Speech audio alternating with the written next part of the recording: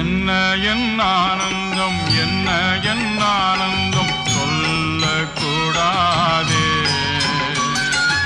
என்ன என் ஆனந்தம், என்ன என் ஆனந்தம் சொல்லக்கூடாதே. மன்னன் கிறிஸ்து என் பாவத்தை எல்லாம் மன்னித்து விட்டாரே. பாவங்கள் சாபங்கள் கோபங்கள் எல்லாம் பரிகரித்தாரே.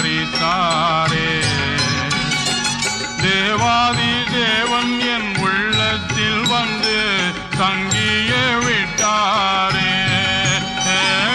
தேவாதி தேவன் என் உள்ளத்தில் வந்து தங்கிய